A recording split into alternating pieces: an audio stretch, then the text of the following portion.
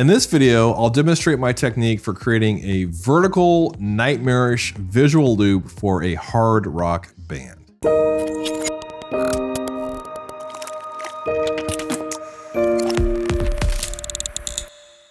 Hi, my name is Cameron and I am the creator of Motion Science.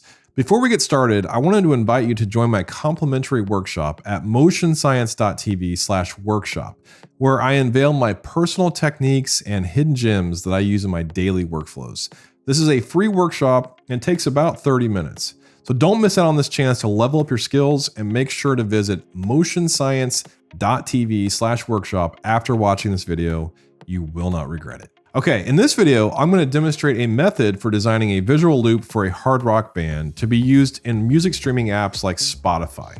These short video loops often accompany the audio and can be used for any genre of music with a darker aesthetic. My first step in creating a visual loop is selecting the footage. In a real-life project, the artist would provide the footage, but for demonstration purposes, I need to find some suitable footage. I use ArtGrid, a stock footage website, to search for keywords such as dark, sinister, scary, and wicked. This allows me to find footage that immediately strikes me as being perfect for the project. I download a couple of options to work with and import them into After Effects. Since Spotify loops are a vertical format, I set my composition to 1080 by 1920, and then I focus on positioning and scaling the footage to give me the best possible composition. Once I have the footage in place, I will begin to add visual effects and layer them to create a unique and visually striking loop that perfectly captures the dark and sinister tone of the band. To enhance the composition and give it an unpleasant energy, I can add camera shake. I can achieve this by using a simple wiggle expression and turning on motion blur. Alternatively, I can also use plugins from companies like Red Giant, which give me more control over the overall look of the camera shake. Next, I add an adjustment layer that is bigger than the composition. This is to create a blur effect on the footage. In After Effects, there are many blur effects to choose from, but in this project, I choose the channel blur effect as it allows me to affect only specific color channels, giving the piece an ethereal look. I then add a mask with a high feather amount so that I am only blurring parts of the image.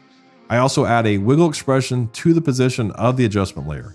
This is why I made the adjustment layer larger than the composition, so that the layer can move around the comp without revealing the sides of the mask. These techniques will create a unique and disturbing visual effect that perfectly captures the nightmarish feel of the song. To further add to the uneasy feeling of the composition, I'll add the optics compensation effect. This effect will add another layer of unsettling imagery to the composition. To the optics compensation effect, I add two wiggle expressions.